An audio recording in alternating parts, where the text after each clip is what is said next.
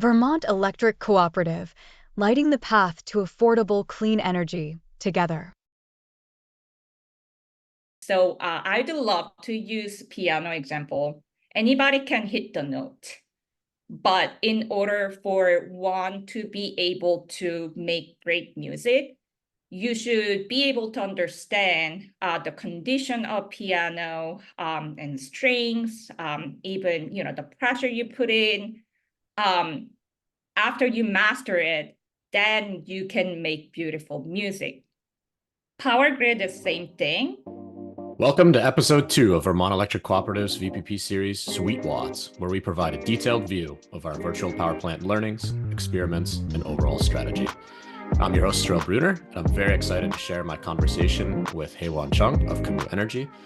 VC began our work with Camus in April of 2023 with the goal of identifying grid constraints, orchestrating member and utility assets to not only manage peak impacts, but also eliminate or defer infrastructure upgrades as a result of the energy transition. My goal for the series is to build on concepts we've discussed in prior episodes. In the first episode, we discussed VEC's VPP challenges and strategy, and our partnership with Camus addresses all 4 of these challenges. The tool that they've created provides situational awareness through a single pane of glass for VEC to gain visibility into the distribution system. It enables us to orchestrate DR devices to reduce infrastructure investment. It allows us to experiment with load management pilots and DR aggregators, and it helps us model, identify, and manage DR impacts.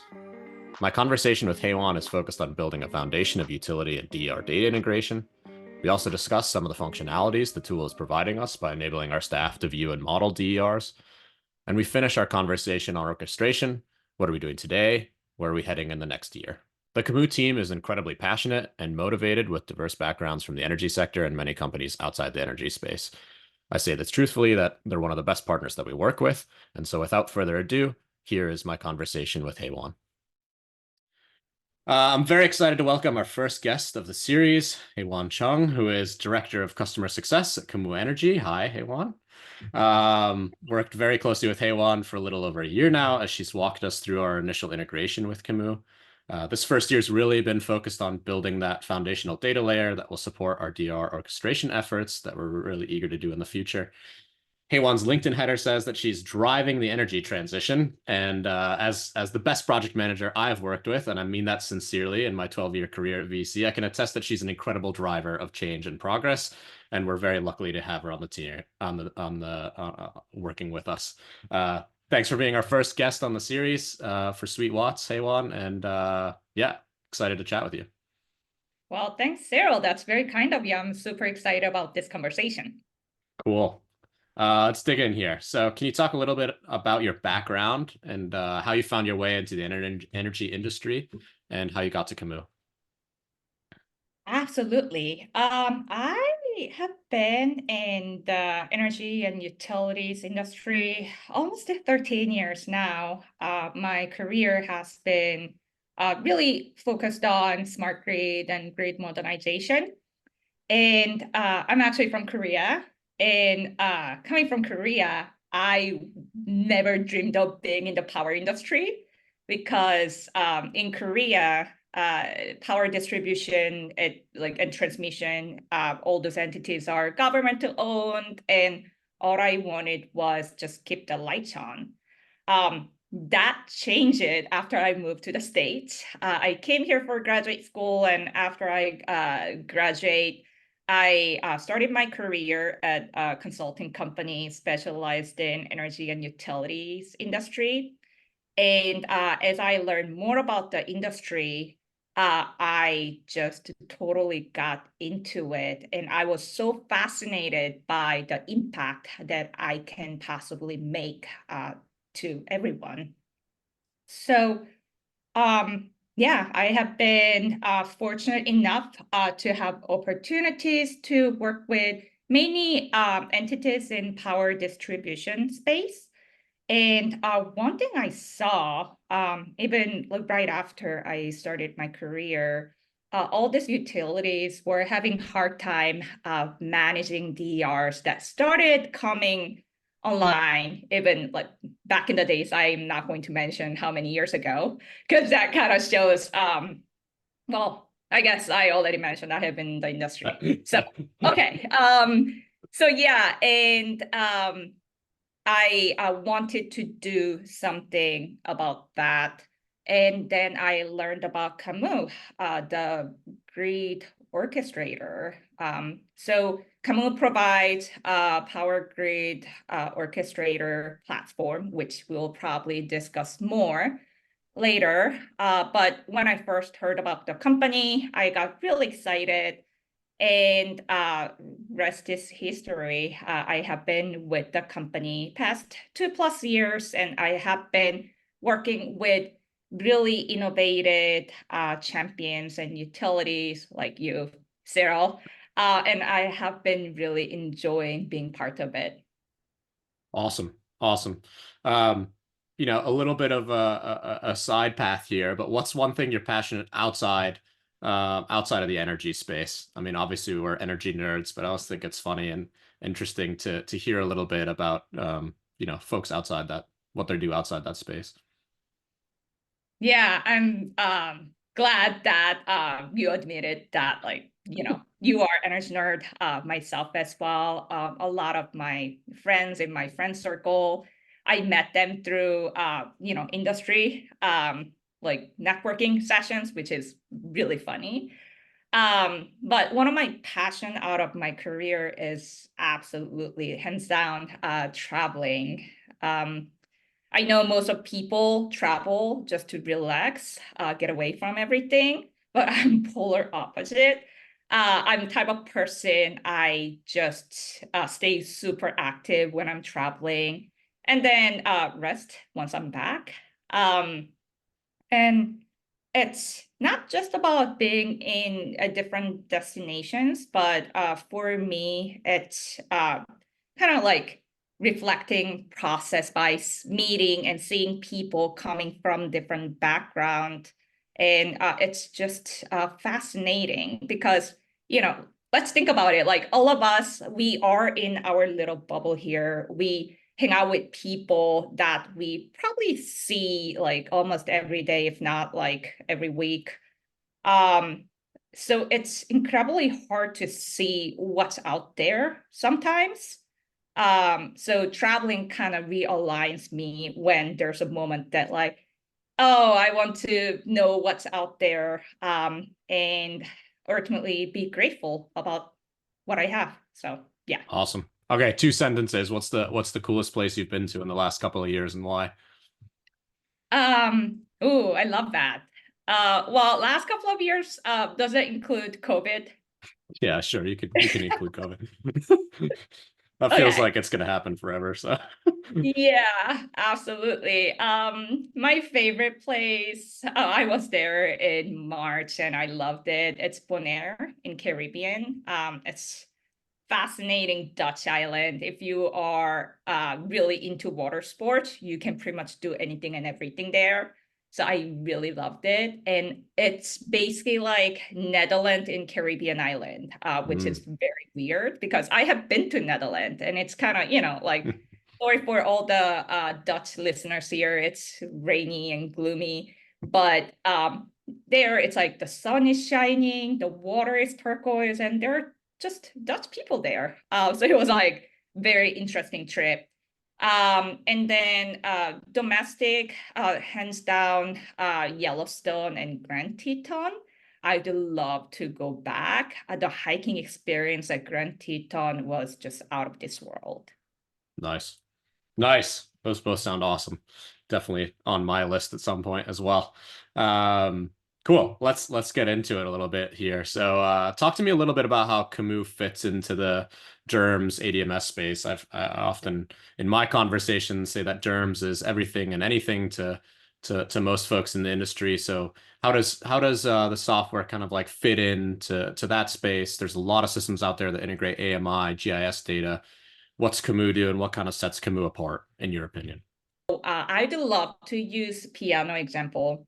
Anybody can hit the note, but in order for one to be able to make great music, you should be able to understand the condition of piano and strings, even the pressure you put in, after you master it, then you can make beautiful music.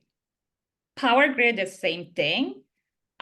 Basically, you can just turn on and off, grid assets as much as you want, but you have to be able to understand the condition of the grid in order for optimizing those power distribution or whatever objective that you have in terms of like grid management. So that's where Camus comes in. About the piano algorithm Yeah. and the analysis there is like kind of beautiful and amazing, right? So Yeah. I appreciate that kind of lens and that kind of angle. It takes something very soft to something that's very technical. So I think that's great. So VC is a Camus customer, of course. Obviously, that's why we're having this conversation. The goal of sharing kind of how we use these tools. So for us, I don't have a wonderful piano analogy or something fun. So I'm going to stick with my traditional color slide. So we really look at the product in three ways. One is allowing us to integrate utility and DER to get data together. The second phase is like, how do we see that data, situational awareness, and then also be able to model those DERs for future impacts. And then the third piece, which I think really ties perfectly into your piano analogy, is orchestration, right? This concept of how do we take those and control it. So, this episode is brought to you by Moon Panels. Ever wish your solar panels could work at night? Introducing Moon Panels, the revolutionary technology that captures energy from the moon's radiant light. With Moon Panels, your home can stay powered around the clock, harnessing the power of the moon while you sleep. Imagine uninterrupted energy, reducing your reliance on the grid, and lowering your energy bills even more. Moon Panels make it possible, sustainable, efficient, and cutting edge. Join the lunar revolution and light up your nights with Moon Panels. I'm going to touch a little bit on how we use the tool today, and then maybe afterwards, Hyewon, you can kind of mention any kind of particularly unique use cases that you've seen, given that you have other customers that you work with. So for us, of course, we do use Camus in the traditional transformer loading sense. That's primarily used by utility designers for things like solar interconnections, electric vehicles. That visibility is really valuable. We take our AMI data, we use GIS to aggregate that data up to a transformer level. We're able to analyze when these applications or incentives come in and make sure that that transformer remains loaded to kind of its optimal space. We also use an EV detection tool that's super valuable. We have lots of incentives that we give out for things like electric vehicles and chargers. So that covers, we have a list of where those locations are, who they are, what's the type of vehicle, what's the charger. But some of those slip through the cracks. Some of those folks don't apply for incentives. So the EV detection kind of fills that gap. We currently have integrated ChargePoint and dispatch ChargePoint chargers through the tool. Beauty of that is obviously we can manage the chargers from a peak management standpoint, but we also get much higher resolution and faster data than our AMI system. So for those folks watching on YouTube, you're gonna see a little chart that just kind of shows and articulates exactly that. The value of that charger data means that we see significantly higher resolution information. So that can be super valuable for us. And, we also use the tool for peak forecasting. So transmission peaks are obviously very important to VC. That's how our programs are designed, is focus on reducing those transmission peaks. And the data capabilities that Camus has allows us to predict when those transmission peaks are going to occur, the annual ICE in New England peak, and then the monthly Vermont peaks. So, Hyewon, I've touched a little bit on how we use the tool today. Anything else that you've kind of seen us using and things that you think are interesting? Absolutely.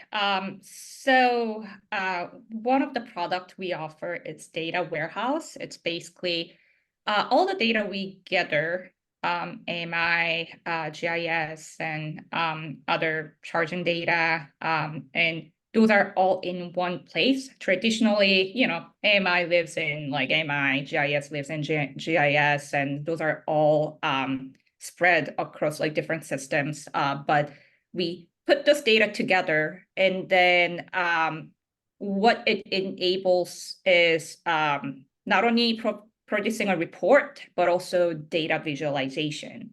So we use BigQuery, and BigQuery works with Looker Studio.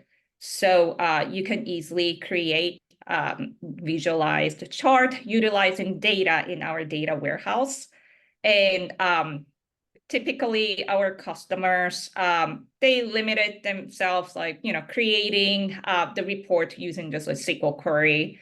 But what I have seen at VSC, and which is probably going to be our best, practice for our different customers, will be leveraging the Looker Studio to visualize those data and then share other entities outside of the organization and sharing visibility.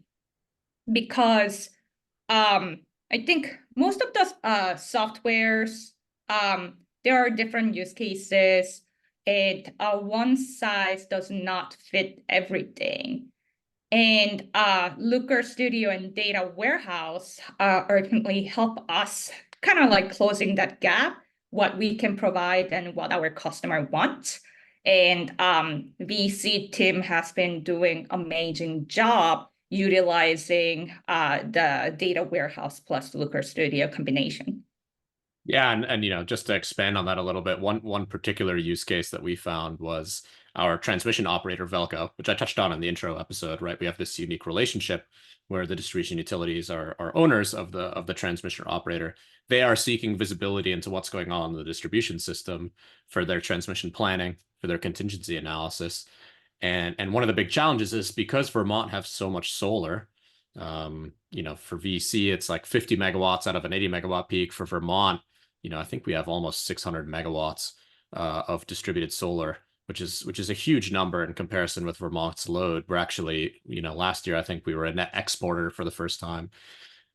What they're trying to do is understand what the real load is. And because they're looking at SCADA data upstream, they are unable to see what the true load is doing because it's being masked by that excess generation. So aggregating the AMI data without that generation means we have a much more accurate picture of what that load is, plus some losses, of course. And so we leverage this this tool that Hyewon was just talking about, the BigQuery and the Looker Studio, to create a dashboard that basically does that. So by substation and feeder, Velco's able to take this. It's aggregated AMI data, so there's actually like very limited data security requirements on that information. There's nothing sensitive there, so we actually publish that to them. We've provided that data set to other entities as well. And so instead of us having to manually figure this out, which in the past honestly wasn't really possible, we didn't have a way of aggregating our AMI data set by sub and feeder. That's not something that was like inherent to the data and would have required a good amount of work by our IT staff. Now, we just have this dashboard that can be pretty easily pulled and queried. So that's been super valuable, something that we definitely didn't expect. And that's not the reason we picked Camus to work with in the first place, but definitely a nice value add. So I'm going to expand a little bit on the data integration side of things. There's a lot of utilities in the space today, co-ops in particular, who are doing various types of DERM solutions. There's a lot of vendors out there. I think a commonality to a lot of that is you have this kind of initial phase of data integration before you can kind of get to the fun stuff. I'd argue the data integration is fun. For others, right, you kind of get you want to get past that point to the value. So, one of the things that I want to talk about is like, what was key in making that a success? Because I think regardless of the vendor you end up working with, of course, we're working with Camus, but the goal of this podcast is to kind of be a little bit vendor agnostic. What kind of things were really helpful in that data integration process that you noticed when we went through it? I think first and the foremost is people, and I would love to kind of like ask you after this about how you prepare the VC team members before you have us on board. Because I have been in this industry and worked on various software implementation projects, and the success is not possible without the amazing people, especially from the utility side, because as a vendor, we do understand that our customers are balancing between their full-time job and then supporting the project. And oftentimes we kind of, have a hard time getting hold of the stakeholders that we need to work with. But VC team members are very collaborative and very knowledgeable. Everyone was available whenever we have a question, and that actually helped us speed up the integration process and ultimately successfully ingest the initial data set and have a product ready. Yeah, I think one of the things that became clear very early on, right, is this kind of internal knowledge of finding these subject matter experts on the data, right? So we on our team, we had the GIS experts and like Lori Pavlovich and Caroline Lawler, and then we had folks who were very savvy on the AMI data and how to extract that out, right? That was like really fundamental to making sure that you and your team was talking to the SMEs on our end to make sure that, they're getting the information and it's not kind of being floated around. Because, we do have data silos. I think that's fairly common at every utility. That's not unique to VC. And what you're trying to do is basically leverage a bunch of different data sets that certain folks have, a lot of institutional knowledge on, and other folks really couldn't tell you anything about what that data looks like, right? So, Absolutely. Yeah, and also I think VC team's previous experience with other vendors really helped us working with VC team because, when we came in, there was some sort of data portal because VC had to share certain data set with other vendors. So that made our life much more easier. And then NISC, MDM, Fred already knew how to get the API from NISC to help us ingest the historical AMI data. And that definitely helped us, proceed with seamless data integration. Awesome. Yeah. That data portal has been super helpful. Our attitude is that we're tiny. We don't have tons of dollars, but what we do have is a lot of data that we're generally happy to share under the right, cybersecurity requirements and under the right kind of NDAs and those types of things. So yeah, that data portal has been super valuable, and maybe I'll have a podcast with Fred to touch on the data portal for those folks who are interested in that sort of thing. But it has been super helpful for us. So yeah, I think we've touched a bunch on like what's gone well, what do we use today. Let's talk challenges, because ultimately that's, I think, what's valuable about this podcast. Like what didn't go well, what gaps did we have, what kind of hurdles are we still working through, in your opinion? Absolutely. There are a couple. I'd like to touch on DER aggregation, working with aggregators, especially and OEMs. Since the DER, Camus orchestrator, we see ourselves as a complement for those, DERMs or aggregators, like working with front of the meter devices. So we go through integration process to provide end-to-end service for utilities, us being utilities facing, and then those traditional DERMs or aggregators more, power consumer facing. And some of aggregators, sometimes they are not very interested in working with us for various reasons. So it was really hard to get attention of those entities. And although, some of those entities are interested in working with us, the getting data from them is another hurdle in case, like they may not have set data set ready for the data transfer, or even, don't have API ready, so that they need to work with us to build that API. That's not a deal breaker, but definitely it takes, longer time for us to integrate those aggregators and OEM.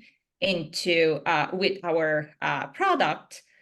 And then I think those are two major points. I would not say didn't go well, but definitely a hurdle that we had to jump through. And I mean, it's really an industry-wide challenge, right? I mean, I think it's always a little bit surprising when these APIs aren't necessarily well thought out or well available, right? That's something that you'd anticipate that these companies would have figured out, right? But the fact of the matter is, many of them are not necessarily set up to share data outside of the relationship that they have with the utility through some sort of portal, right? So I think that makes sense. Two others I'll quickly touch on is the SCADA data. Getting data from a very cyber secure location out to the public is always going to be a little bit challenging, right? Like that is sensitive information. That pathway is very secure. We have a separated IT OT network for that reason. We do publish our data through Pi, through OSI Soft Pi to a corporate network.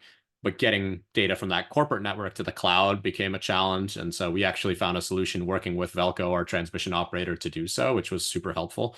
They have a lot more familiarity, a lot more capability staff-wise to get that data into a format, into a location that Camus can access. So we actually are pushing that data currently through Velco and over to Camus, which is awesome. And then the other piece I'll quickly touch on is power supply data. We ran into some pretty significant challenges on the accuracy of the data that we were using and understanding what that data was. We talked about data silos. Power supply kind of lives in its own space over here, just like operations, just like engineering. And I think it took us some time to figure out exactly what data point we needed to adequately forecast the peaks. We were leveraging a SCADA, an operational data point for machine learning.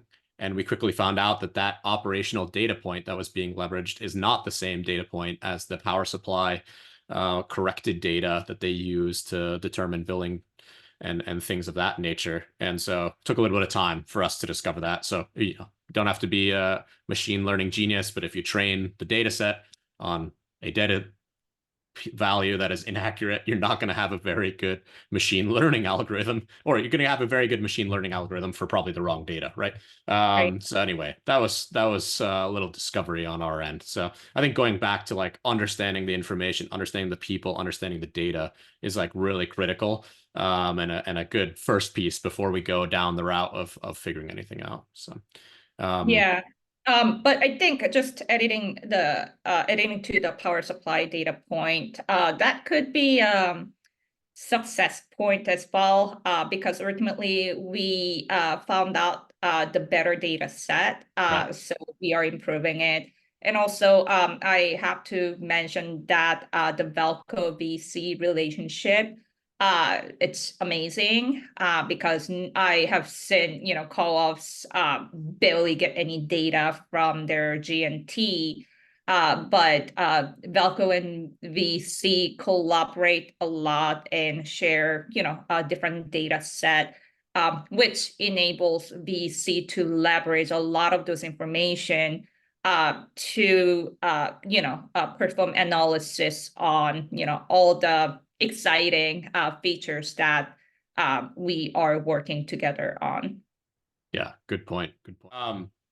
Moving on a little bit, what are you excited about in the next year? Kind of what, given our focuses, we spent this first year really on this foundational data piece, which make it that way you will, how exciting that is, but very important into doing the things that we want to do. What are you really looking forward to as we head into the next year of our engagement? You're talking about this year, right? Yeah, this year, the next 12 months, whatever we want to talk about. Yeah. Great. Yeah, I think past year we have been really focusing on the capability for monitor and analysis, and then now we started working together on integrating with aggregators. So we already have ChargePoint in our product, and we're in the process of integrating with flex charging, which is exciting. And also, we are further developing capabilities for Cyril and VC team to better understand and have better visibility in terms of the grid constraint. So there are a lot of things going on, not only just, building algorithm itself, but, influx of a lot of data. And that really excites me. And I'm really curious where, integrating with a lot of data will take us and what you will find out. Yeah. I think to expand on that a little bit, right? Like, this data set, we're continuing to try and work with more DR OEMs, of course, like you touched on, flex charging and there's been it's an interesting time in the industry as it relates to what this looks like, right? Like there's a lot of aggregators out there. How do you work with those aggregators? Are there opportunities to do direct OEM integrations in certain places? How do we decide what makes sense and what doesn't? And that's been an ongoing conversation. And I think on the viewing of data and how we use the data, one of the things that I'm most excited about is modeling out and planning out what this is going to look like in the future. So how can we leverage these data sets, whether it's an EV charging data set or an EV detection data set, to really project out what the future looks like as it relates to load on the system, and then use that hopefully in our engineering modeling to find where the constraints are going to exist and how we can plan our capital investment strategy around that. And I think because we're putting all this data into one place, it means that we can run this analysis and model out the future a little bit easier. And I think the second piece, in the orchestration space, the goal for us at the start of working with Camus was to get to this point where we're able to have a single pane of glass tool that not only identifies constraints on the system, but allows us to orchestrate DERs to defer T&D assets, right? That's always been the dream. That's something that Jigar Shah talks about, Jennifer Granholm talks about. All these folks are talking at a high level about how can we use DERs to hopefully reduce the amount of grid we need to upgrade. And we're super jazzed. I think that's in the next 6 months. Our goal is to really focus on distribution transformers and leverage this communication with EV chargers to hopefully defer or eliminate the need to upgrade a distribution transformer. So we're definitely going to have a separate podcast on that topic. That's its own kind of fun space. But hopefully we'll have more to share at end of this year in that particular area. Any other pieces, whether it's challenges, learnings, things you're excited about for the future in this space that you wanted to touch on? I think you briefly mentioned about the DER modeling. So we're in the process of developing and deploying the DER modeling for VC, and it's in our Q2 release. But what we are trying to achieve there is to provide additional view for grid operator in terms of grid constraint, so that the grid operator can have a better visibility into grid status, which ultimately, as you mentioned, enables the grid orchestration and not breaking anything on the power grid while managing the power grid. So I'm super excited about the DER modeling and planning, which we call as a grid component section, that includes the model maker, kind of, showing the EV adoption and impact of EV and DER adoption to a certain feature level. Sweet. Anything else you wanted to touch on? I think we covered quite a bit of ground here. So, but if there's any other pieces. No, I think that's pretty much it. If there's if you have any other questions, I'm more than happy to answer. And probably for those who are watching this podcast, everyone knows how to reach out to me. So yeah, please feel free to reach out if you have any other questions.